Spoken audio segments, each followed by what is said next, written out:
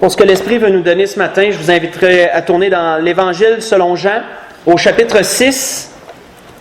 Nous allons lire à partir du verset 16. Dans l'Évangile selon Jean, au chapitre 6, débutant au verset 16.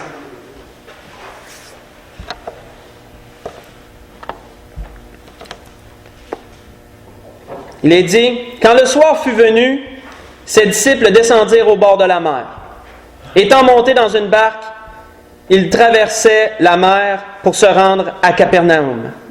Il faisait déjà nuit et Jésus ne les avait pas encore rejoints. Il soufflait un grand vent et la mer était agitée. » Nous allons arrêter là. Lorsque nous regardons, frères et sœurs, tous les exemples que les Saintes Écritures contiennent pour nous aider à cheminer dans cette vie, dans le Seigneur, pour nous apprendre à connaître le Seigneur, nous apprendre à expérimenter diverses choses que le Seigneur veut vivre avec nous. On retrouve de puissants exemples au travers de tous ces moments où Jésus et les disciples étaient sur la mer dans une barque. Vous êtes-vous déjà arrêté à combien d'exemples nous pouvons nous relater, à combien de choses nous pouvons tirer de tous ces fois où les disciples ont pris les eaux dans une barque pour traverser un courant quelconque. À toutes les fois qu'ils traversaient la mer, qu'ils traversaient un lac, à bord d'un bateau, il y avait toujours des grandes expériences qui en ressortaient. On dirait que ça prenait juste une barque, des disciples puis un bateau, puis on pouvait toujours tirer quelque chose de cela. Il y avait toujours des choses qui arrivaient. Ce cas-ci ne fait pas exception. On voit que lorsque nous, ce matin, dans ce que l'Esprit veut nous donner, dans ce que l'Esprit me conduit, nous allons aller tirer. L'Esprit veut nous parler ce matin au travers de divers exemples où les disciples étaient dans un bateau, sur le lac ou sur la mer. Tout ce qu'ils ont vécu avec le Seigneur, à toutes les fois, ils vivaient des choses particulières avec le Seigneur dans ces moments-là. Et l'Esprit veut nous parler au travers de divers exemples, mais toujours dans le même contexte, toujours dans une barque, toujours sur les eaux, et le Seigneur étant avec eux d'une façon ou d'une autre. Pour bien comprendre les exemples que l'Esprit veut nous donner ce matin, nous devons comprendre les symboles que ces choses représentent. De ce que l'Esprit m'a montré, j'en ai déjà parlé une fois. Les eaux représentent le monde. Les eaux représentent le monde, les tendances, les attraits de ce monde. Vous pouvez voir entre autres dans Éphésiens 2, pas besoin d'y tourner, verset 1 au verset 3, si vous voulez le lire pendant la semaine. Ce dans quoi on était autrefois. Et j'aime toujours revenir à cet exemple parce que les mots sont tellement bien choisis. Ce que l'apôtre Paul a dit est tellement vrai. Qu'autrefois nous étions selon le train de ce monde, ballottés par Satan, le prince de la puissance de l'air qui agit dans les fils de la rébellion. Et l'apôtre Paul dit aux Éphésiens, nous étions tous aussi autrefois de leur nombre. C'est ce que les eaux représentent. Le monde avec ses tendances, ses attraits. La barque représente la vie de chacun. Comment nous, comme l'expression le dit, nous menons tous notre barque. Chacun dirige sa barque à sa façon. Il y a une expression qui dit ça. La barque représente notre vie à chacun. Nous sommes tous des barques qui naviguent sur les eaux de cette vie. On navigue toutes d'une façon ou d'une autre. Le vent représente les courants de la vie. Moi, j'appelle ça de même. Je n'avais pas de mot exact pour le dire. Parfois, on est poussé par le vent, ça va bien. La chance nous sourit, on avance. Pas d'obstacle. Parfois, le vent est contraire. Tout est contre nous, ça va mal, on avance. Et c'est petit pas par petit pas. Quand on réunit ces trois éléments ensemble, on peut voir une représentation de notre passage ici-bas, de la vie de chacun. Nous sommes tous dans une barque. Tous nous naviguons sur les eaux de ce monde. Et tous, le vent nous influence d'une façon ou d'une autre. Parfois le vent est favorable, parfois le vent est défavorable. On voit dans ce cas-ci, remarquons de la façon que les disciples ont réagi face à Jésus. Il nous est dit au verset 19, après avoir ramé environ 25 ou 30 stades, qui est de 4 à 5 km, j'ai fait la conversion, ça veut dire qu'ils n'ont pas avancé bien vite. La Bible nous dit dans Marc, quand Marc relate cet événement-là, il nous dit que les disciples avaient peine à avancer. C'est ce que Marc, lui, nous spécifie. Le vent était contraire, ça allait mal, les disciples ramaient, puis ils ramaient dans le vide. Ils n'avançaient pas vite, ils n'ont pas fait beaucoup de distance sur un long temps. On voit qu'il nous est dit, ils virent Jésus marchant sur la mer et s'approchant de la barque. Et ils eurent peur. Nous allons arrêter là. Si nous nous arrêtons, frères et sœurs, sur la réaction que les disciples ont eue face au Seigneur, nous pourrons comprendre un peu ce que le Seigneur, comment que les gens qui ne sont pas sauvés réagissent face au Seigneur. Je ne dis pas que les disciples n'étaient pas sauvés. Comprenez bien, je veux juste la réaction qu'ils ont eue. Et vous allez voir, ça s'enchaîne très bien. Ils virent Jésus, qu'il a dit, et ils eurent peur.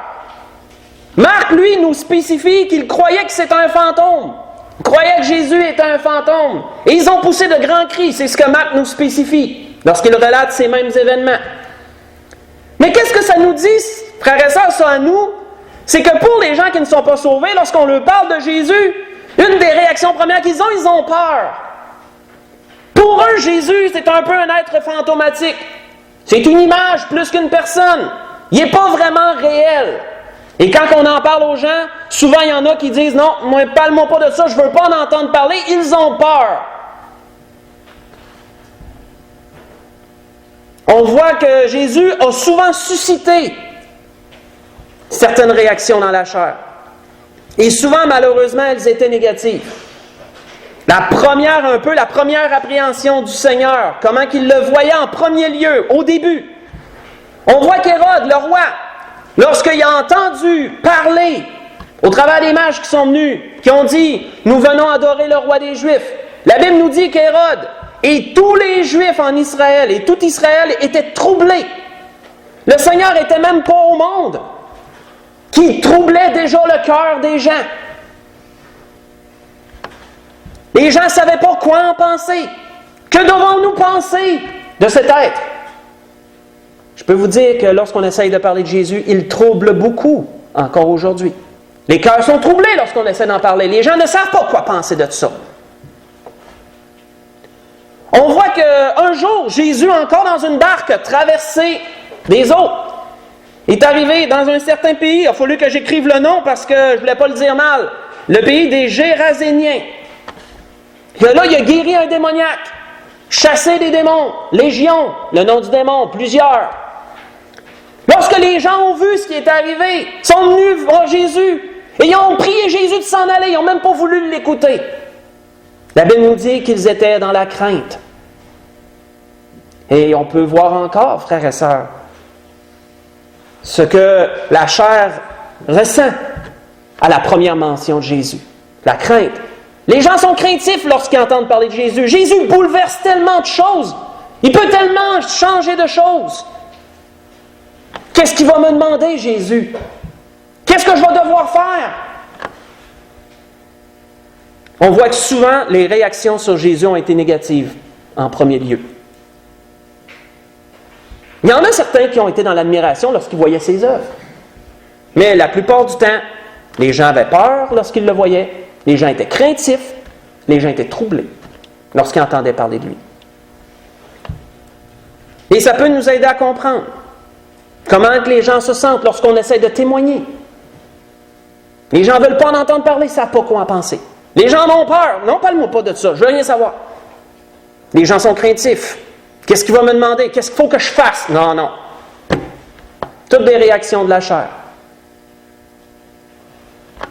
Mais, qu'est-ce qu'il nous est dit par la suite? Il nous est dit, mais Jésus leur dit, c'est moi, n'ayez pas peur.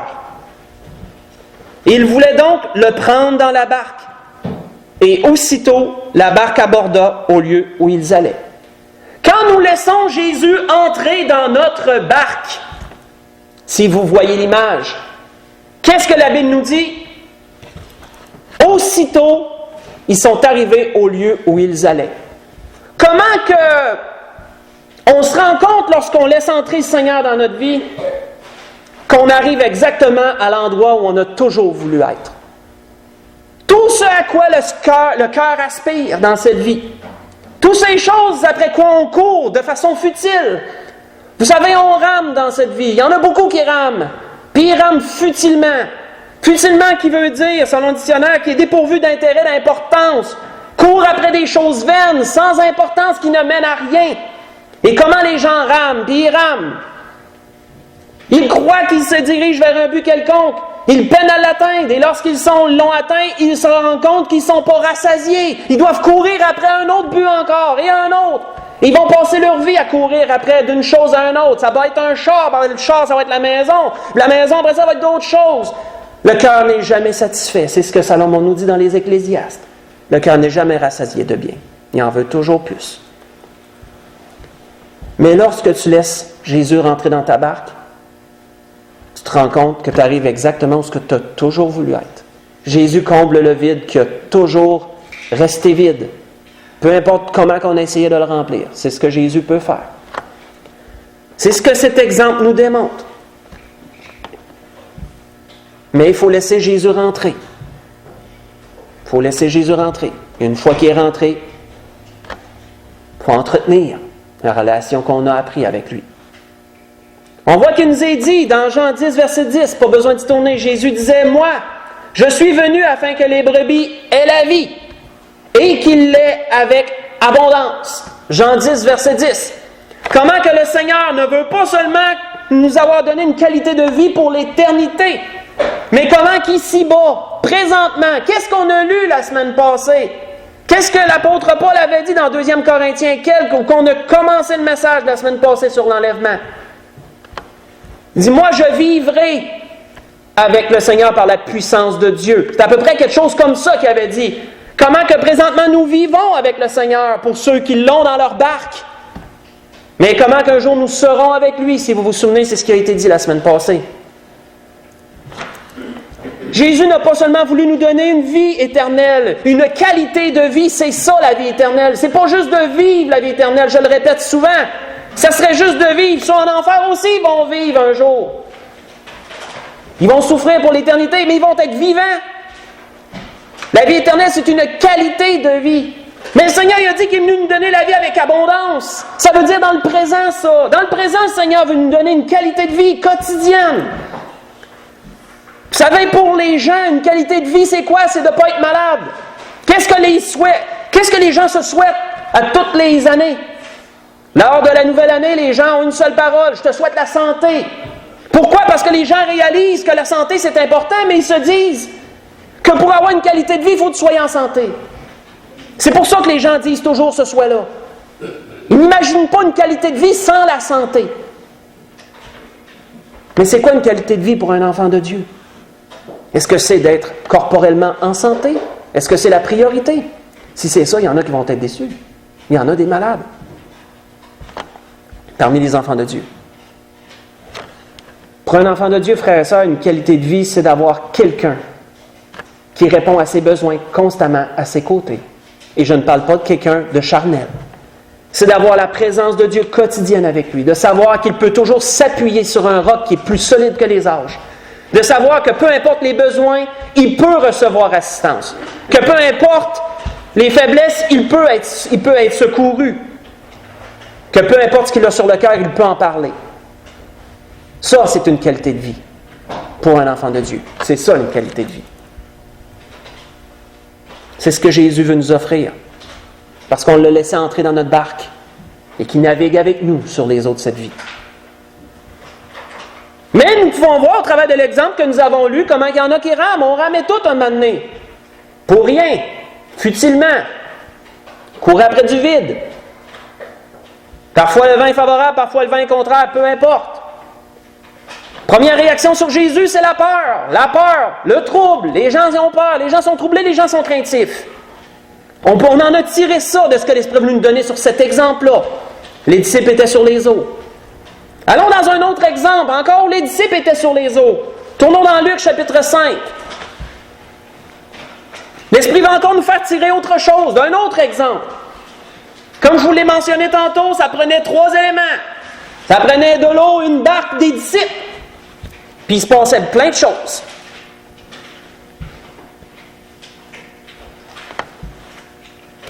On voit que dans Luc, chapitre 5, Pour ceux qui connaissent l'endroit, c'est la pêche miraculeuse. Nous allons encore tirer quelque chose au travers de cela.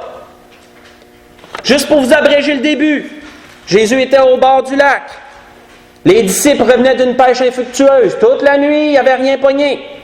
Pierre est en train de laver ses filets, les autres avec lui. Ils étaient 4 associés qui avaient un commerce ensemble, ils allaient à la pêche. Ils étaient des pêcheurs de poissons. Ils avaient le filet sur le bord de l'eau, Jésus est venu les déranger. Et oui, souvent Jésus dérange les habitudes corporelles des gens. Oui, Jésus peut déranger. Il est en train de laver le filet, il n'y avait pas besoin d'être interrompu. Mais Jésus, il est rentré dans la barque, s'est assis, puis il a dit à Simon, j'ai besoin de parler, mais tout le monde me presse. Retire-toi un peu pour que je puisse parler à la foule de la barque où je suis. Lorsqu'il a cessé de parler, au verset 4, qui nous est dit, lorsqu'il a cessé de parler, il dit à Simon, avance en pleine eau, jetez vos filets pour pêcher, a dit le Seigneur. Simon lui répondit, Maître, nous avons travaillé toute la nuit sans rien prendre, mais sur ta parole, je jetterai le filet. Nous allons arrêter là. Combien, frères et sœurs, nous voulons tous, chacun d'entre nous, comme chacun de ceux de ce monde, nous voulons être profitables pour ceux qui nous entourent. On veut être un avantage pour les gens de notre famille. On veut bien élever nos enfants. On veut être un bon époux, une bonne épouse. On veut aider nos frères, nos soeurs, nos voisins, nos cousins, cousines, etc. On veut être profitable pour chacun. Autant qu'on peut l'être. Je suis sûr que c'est le désir de chaque être humain dans un sens. Profitable qui veut dire qui procure un avantage. On veut être bénéfique pour les gens qui nous entourent. On veut leur faire du bien. On veut leur amener quelque chose. On voit que Pierre et ceux qui étaient avec lui, ils travaillaient pour nourrir leur famille. Ils voulaient être profitables pour ceux qui les entouraient, pour leur famille et les autres. Mais combien nos efforts sont souvent futiles pour être profitables? On court après du vent. Ils ont pêché toute la nuit sans rien prendre. On s'acharne et on n'avance pas. Mais quand on laisse le Seigneur diriger nos gestes, quand on laisse Jésus diriger notre barque, quand on laisse Jésus diriger nos paroles, qu'est-ce qu'il nous est dit au verset 6? L'ayant jeté, ils prirent une grande quantité de poissons, et leurs filets se rompaient. Nous allons arrêter là. On voit qu'il nous est dit, selon la parole, dans un autre endroit, « Je suis le cep, disait Jésus, et vous êtes les sarments. Celui qui demeure en moi et en qui je demeure porte beaucoup de fruits, car sans moi vous ne pouvez rien faire. » Voyez ça dans Jean 15, verset 5. Quand on vient qu'à comprendre ça, qu'on vient qu'à vraiment laisser Jésus diriger toutes choses, on le dit souvent, mais on ne le fait pas. Ce sont que de belles paroles, on ne laisse pas Jésus diriger. Mais quand on apprend, puis qu'on comprend, puis qu'on le laisse diriger, on devient vraiment profitable pour ceux qui nous entourent.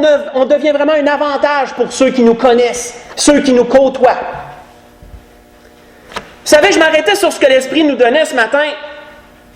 L'Esprit m'a amené un raisonnement qui est bon, mais qui est plate en même temps. C'est que si on pense être profitable pour ceux qui nous entourent, en pouvant leur donner un coup de main de temps en temps, en pouvant peut-être leur prêter de l'argent ou même leur en donner, ou peu importe ce que vous pouvez faire corporellement pour ceux qui vous entourent, si on pense être profitable pour eux autres, seulement de cette façon-là, je peux vous dire que c'est un gros zéro. Mais si on leur parle de Jésus, si on leur parle qu'un jour, ils s'en vont en enfer s'ils ne sont pas sauvés, ils se dirigent vers la perte éternelle. Si on leur parle de ça, là, on a vraiment été profitable pour eux autres. Qu'ils le reçoivent ou qu'ils ne le reçoivent pas, on aura été profitable. À quoi ça sert d'avoir tous les biens du monde, disait le Seigneur à un autre endroit, si un homme perd son âme? Et que donnerait un homme en échange de son âme, disait le Seigneur. Si en tant qu'enfant de Dieu, on n'apporte pas le plan du salut, on ne parle pas du Seigneur à ceux qui sont perdus autour de nous, nous ne sommes pas profitables pour les gens qui nous entourent. C'est plate à dire, on ne sert à rien si on ne fait pas ça. Parce que même si on les aiderait de toutes les façons possibles corporellement, mais ils vont quand même aller en enfer en bout de ligne s'ils n'ont pas entendu parler du Seigneur. Lorsque le Seigneur, lorsqu'on le laisse diriger nos gestes, lorsqu'on le laisse diriger nos paroles, qu'est-ce que le Seigneur va vouloir premièrement? C'est qu'on amène aux autres ce qu'on a nous-mêmes reçu. Laisse entrer le Seigneur dans ta barque. Navigue pas tout seul. C'est trop périlleux. Ça ne sert à rien, on rentre dans le vide. En plus, on peut aider les gens corporellement. On peut les assister à être un coup de main pour les autres, être d'une bonne parole d'encouragement. Oui, il faut tout faire ça. Mais premièrement, il faut parler du Seigneur.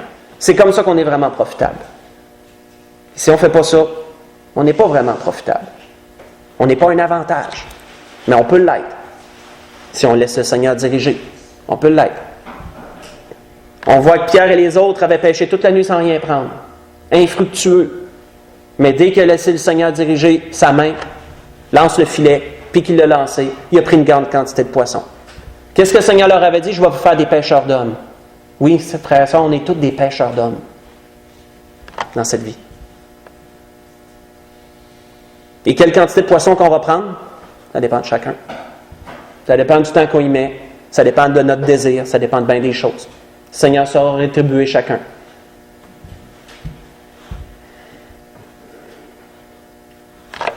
Vous savez, lorsqu'on commence à comprendre ça, puis qu'on se rend compte qu'on n'est pas vraiment digne du Seigneur, qu'on ne fait pas vraiment ce qu'on devrait faire. Qu'est-ce que Pierre, lui, a réagi? Comment que la chair a réagi lorsqu'il est venu en connaissance, lorsqu'il a compris ce que le Seigneur venait de lui montrer?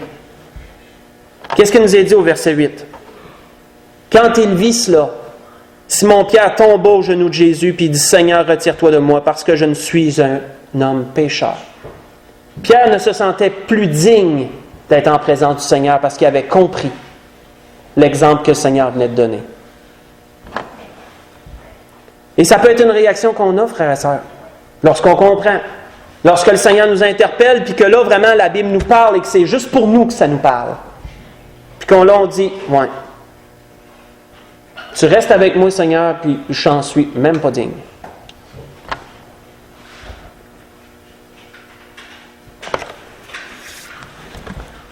Mais le Seigneur reste tout de même avec nous. Son amour est aussi grand que ça. Le Seigneur ne nous demande pas de rester à terre. Le Seigneur ne nous demande pas de se décourager. La chair est faible, mais le Seigneur est fort pour la soutenir. Le Seigneur nous demande de se reprendre en main. Si notre langue a arrêté de parler des merveilles de Dieu, bien, recommençons à en parler, tout simplement. Faisons notre possible pour être un avantage pour ceux qui nous entourent, pour être profitable, amener un bénéfice à ceux qui nous entourent. Et s'ils ne le reçoivent pas, ce n'est pas vous qui ne le reçoivent pas, c'est le Seigneur qui ne le reçoive pas. Aussi simple que ça. Mais nous aurons été un avantage.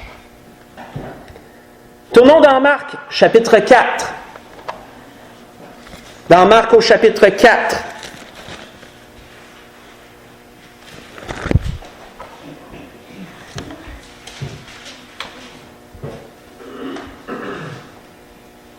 Vous savez, c'est normal de se sentir indigne parfois que le Seigneur soit dans nos vies. Pourquoi moi plutôt qu'un autre? J'en suis même pas digne. C'est normal. Et c'est même bon. Parce que ça prouve que vous êtes des personnes humbles. Si une personne était en orgueil et elle se disait, ben moi, je sais pourquoi le Seigneur me choisit pour telle et telle chose, on serait un peu comme le pharisien. Puis le publicain, vous connaissez l'image. Le pharisien, lui, se glorifiait de tout ce qu'il faisait. Le publicain, il se frappait à la poitrine et dit, pardonne-moi, Seigneur, je suis un pécheur. Aie égard, aie pitié de moi. Dans Marc, chapitre 4, on voit encore une autre situation avec un bateau, des disciples et de l'eau. On voit qu'il nous est dit dans Marc chapitre 4, à partir du verset 35, ce même jour, sur le soir, Jésus leur dit, passons sur l'autre bord. Après avoir renvoyé la foule, ils l'emmenèrent dans la barque où il se trouvait. Il y avait aussi d'autres barques avec lui. Il s'éleva un grand tourbillon, et les flots se jetaient dans la barque, au point qu'elle se remplissait déjà.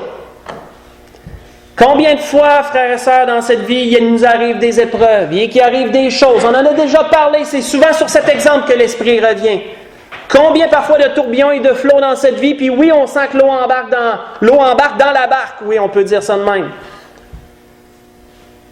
On est en péril, souvent on se sent en péril, on ne sait pas comment réagir, on ne sait pas quelle décision prendre, les choses arrivent, si subitement ça nous enveloppe, et là on est pris dans le tourbillon, un peu comme le pauvre petit bateau là, qui virevole dans l'océan. Quand tu regardes, c'est de l'eau à perte de vue, on ne sait pas quoi faire, on ne sait pas comment agir. Ça peut arriver. Qu'est-ce qui arrive dans ces temps-là? Qu'est-ce qui nous est dit ici? Jésus était là. Il dormait à la poupe sur le coussin. La poupe, c'est le devant du bateau, en passant. Là où les bords se joignent. On voit qu'ils le réveillèrent et lui dirent, « Maître, ne t'inquiètes-tu pas de ce que nous périssons? » Vous savez, lorsque la chair est prise dans toutes sortes de tourments, on a tendance à oublier qui est aux côtés de nous autres.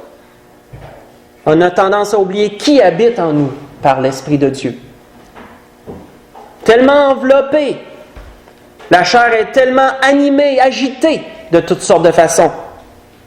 On voit que le Seigneur avait dit dans un autre endroit, « Tu t'inquiètes et tu t'agites pour beaucoup de choses », le Seigneur avait dit à Marthe, dans Luc 10, verset 11. Oui, lorsque l'inquiétude et l'agitation sont dans nos vies, on oublie qui est à nos côtés, qui dort à la poupe. Dormir d'une certaine façon, on s'entend, j'utilise l'image, il est là, il ne dort pas. La Bible nous dit que le Seigneur ne sommeille ni ne dort. Et s'étant réveillé, l'est-il dit au verset 39, il menaça le vent, et il dit à la mer, silence, tais-toi. Et le vent cessa, et il y eut un grand calme. C'est ce que le Seigneur peut faire dans nos vies. C'est ce que le Seigneur peut faire dans toutes les situations qui viennent amener de l'eau dans la barque et qui nous mettent en péril, où on se sent dépassé par les événements, où on ne sait pas comment agir, on a besoin de lumière, il fait noir. Le Seigneur a le pouvoir de ramener le calme. Le Seigneur a le pouvoir de délivrer de la tempête. Mais lorsqu'on se laisse agiter par la chair, on oublie qui est là. On oublie ce qu'il peut faire. Et le Seigneur leur a dit, « Pourquoi avez-vous si peur? Comment n'avez-vous point de foi? » Nos émotions, frères et sœurs, les réactions, les sentiments qui découlent de nos émotions vont souvent nous amener à manquer de foi. Ça nous montre quoi, ça? La foi ne s'appuie pas sur les émotions. La foi ne s'appuie pas sur les sentiments. Moi, quand quelqu'un me dit « je me sens sauvé », je me crains de ça, moi. Parce que tu ne peux pas te sentir sauvé. Parce qu'à un moment donné, que ça aille mal, tu ne te sentiras plus pantoute sauvé. La foi s'appuie sur la parole de Dieu. Tout aussi simple que ça. C'est dit, c'est écrit, Dieu l'a dit, c'est comme ça. Point à la ligne. Peu importe les émotions, peu importe les sentiments. Quand on appuie notre foi sur des sentiments et des émotions, on a bien de la misère à avancer, puis ça peut même être une personne qui n'est même pas sauvée. Elle n'a pas compris. La foi s'appuie sur la parole de Dieu, tout simplement. Dieu l'a dit, c'est comme ça. Mais qu'est-ce qu'on peut en tirer, frères et sœurs? Si on remarque jusqu'à présent, dans les deux cas où on a vu, pas celui de la pêche miraculeuse, parce qu'ils n'avaient pas traversé les eaux, mais dans les deux cas où on a vu qu'ils sont partis d'un bord, puis qu'ils sont arrivés de l'autre bord, qu'est-ce qu'il nous est dit? Ils sont toujours arrivés à destination. Lorsqu'on a le Seigneur avec nous, on va toujours arriver là où on voulait être. Tout le temps. C'est toujours comme ça.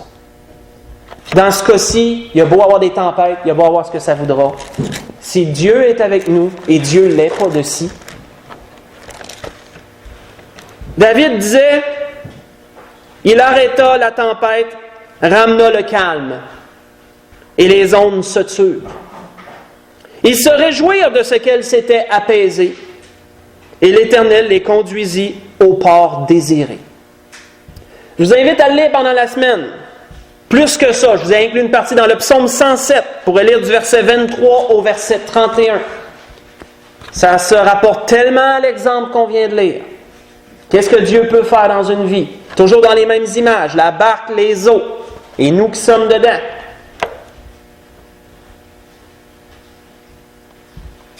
Oui, Dieu nous amène toujours au port désiré, frères et sœurs. Dieu connaît nos cœurs, Dieu connaît nos désirs. Si nos désirs sont selon Dieu, laissez Jésus diriger la barque, il va vous amener au port désiré. Peu importe ce que vous désirez. Puis si on pense savoir ce qui est bon pour nous, puis que ce n'est pas nécessairement bon, le Seigneur va nous amener exactement où on doit être.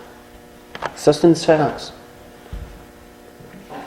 En conclusion de ce que l'Esprit voulait nous donner ce matin, jusqu'à présent, on a vu 3 exemples. On a vu Jésus marchant sur les eaux. On a vu la pêche miraculeuse. Et on a vu lorsqu'ils étaient sur les eaux que la tempête est venue mettre en péril leur vie. Mettre en péril d'une certaine façon. C'est eux autres qui pensaient ça. Le Seigneur était là. Il n'y avait pas de danger. Et on a vu tous les exemples qu'on a pu en tirer de chacun des cas, que l'Esprit voulait en tirer. La réaction que les gens ont sur Jésus, la peur, le trouble, la crainte, c'est normal, c'est la chair. Les gens ne savent pas quoi en penser. Les gens ont peur. Qu'est-ce qu'il va me demander? Qu'est-ce que je vais devoir faire? Ça dérange. Jésus bouleverse beaucoup de choses. Dans la pêche miraculeuse, on a vu encore comment les gens travaillent futilement. Ils veulent être un avantage, on va être profitable. Mais quand on laisse Jésus diriger les choses, c'est là que la pêche devient miraculeuse. C'est là qu'on devient profitable et un avantage pour ceux qui nous entourent. Si premièrement on leur parle du Seigneur, bien sûr, c'est ce qu'il faut faire. Et on a vu dans cet exemple-ci comment que beaucoup de tempêtes peuvent agiter les eaux. Et comment que parfois on est pogné dans des tourbillons, notre barque est prise dans des tourbillons. Puis on a vu comment que le Seigneur peut en délivrer. Si on le laisse calmer la tempête, il faut le laisser lui calmer la tempête. Pas nous essayer de ramener dans le vide. Lui calme la tempête. Et il nous mène à bon port. Et dans la conclusion, nous reviendrons dans le même exemple qu'on a pris au début, mais dans un autre, dit par une autre personne. Nous irons dans Matthieu chapitre 14. Dans l'exemple où Jésus a marché sur les eaux, mais dit d'une autre personne. Et nous verrons une chose que lui ajoute que les autres n'ont pas mentionnée. Dans Matthieu, chapitre 14, nous allons lire à partir du verset 28. Dans le début, Matthieu narrate à peu près la même chose que Jean. Ils ont pris une barque après la multiplication des pains. Jésus leur a dit de passer à l'autre bord. Jésus les a fait passer avant lui. Il a dit, allez-y pendant que je renvoie la foule, allez-y, vous autres partez. On voit que pendant la nuit, vers le milieu de la nuit, les disciples avaient peine à ramer, les vents étaient contraires. Et ce que Marc nous dit qui est merveilleux, c'est que Jésus n'était même pas sur les eaux qui voyait cela. Il n'était même pas encore en train de marcher sur les eaux qui voyait cela. Je ne crois pas qu'il était dans son champ de vision.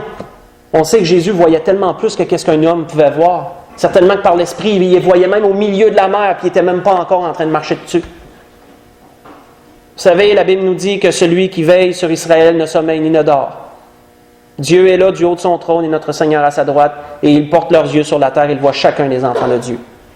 Il n'y a pas besoin de nous avoir dans son champ de vision d'une façon corporelle pour nous voir. Il nous voit tout le temps.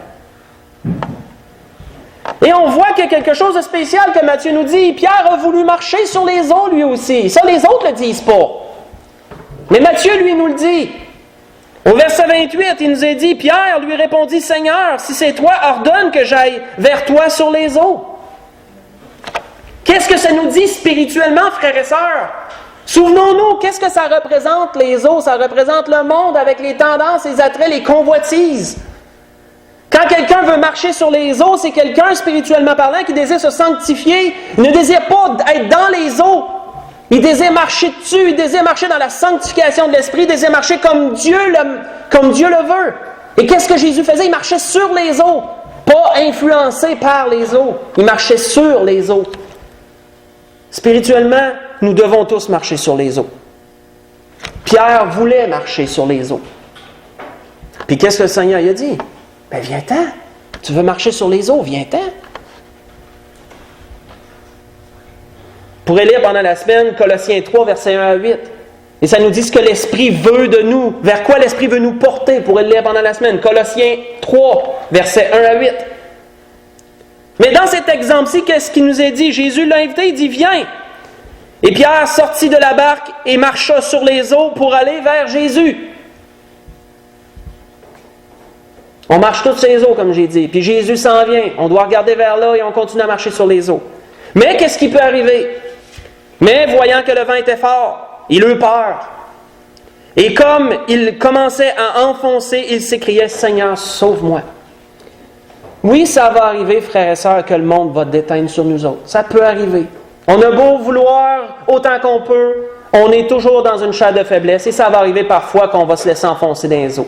Ça va arriver qu'on va laisser le monde déteindre sur nous autres. C'est ce que veut dire enfoncer dans les eaux, spirituellement parlant. Mais on voit que le Seigneur est toujours là quand même. Le Seigneur a pris la main de Pierre et l'a ramené sur les eaux. Si on se rend compte qu'on a un peu enfoncé sur les eaux, peu importe la raison, si on a considéré nos vies, puis on se rend compte que le monde déteigne un peu sur nous de diverses façons, on ne marche plus ces eaux, on commence à s'enfoncer dedans. Ayons confiance, prions le Seigneur de nous relever, prions le Seigneur de ramener en nous cette sanctification, parce que l'Esprit nous porte vers cela. Ce que Dieu veut, c'est votre sanctification, nous a-t-il dit. Et nous recommencerons à marcher sur les eaux. Il nous est dit au verset 32, au verset 31, « Aussitôt Jésus étendit la main, le saisit. » Et savez-vous ce qui me réconforte là-dedans, moi? C'est que la Bible nous dit « aussitôt ». Ça ne veut pas dire que Jésus a attendu qu'il ait la tête dans l'eau. Aussitôt qu'il a commencé à s'enfoncer, Jésus a pris tout de suite sa main, le relevé. Pensez-vous que c'est pas ça qu'il veut faire avec chacun de nous? Vous savez, le Seigneur nous voit, hein? Il voit comment on marche. Puis oui, quand le Seigneur voit qu'il y en a un qui commence à s'enfoncer dans les eaux au lieu de marcher dessus, le Seigneur veut prendre sa main aussitôt puis le relever. Ça dépend de nous. Mais la Bible nous dit aussitôt. Et ça, c'est merveilleux. Si la Bible nous dirait que Jésus a attendu un peu de temps, là, ce serait plus inquiétant. Jusqu'où il va me laisser caler? Aussitôt. Et il nous a dit par la suite, le saisit et lui dit, « Homme de peu de foi, pourquoi as-tu douté? » Ils montèrent dans la barque et le vent cessa. Ceux qui étaient dans la barque vinrent adorer Jésus et dire, « Tu es véritablement le Fils de Dieu. » La grâce que je nous souhaite à tous, frères et sœurs, au travers de tout ce que l'Esprit est venu nous donner, dans tous ces exemples où il y avait de l'eau, il y avait une barque, il y avait des disciples, puis il y avait Jésus. Tous les exemples spirituels que l'Esprit a voulu nous amener au travers de toutes ces choses. Prenons confiance. Désirons marcher pour le Seigneur. On l'a laissé entrer dans notre barque. Laissons-le diriger tous nos gestes dans cette barque. Laissons-le calmer les tempêtes qui entourent cette barque. Et marchons sur les eaux vers lui. Et si on s'enfonce, ayons confiance, le Seigneur va nous relever. La grâce que je nous souhaite à tous, on peut se lever pour le dernier cantique.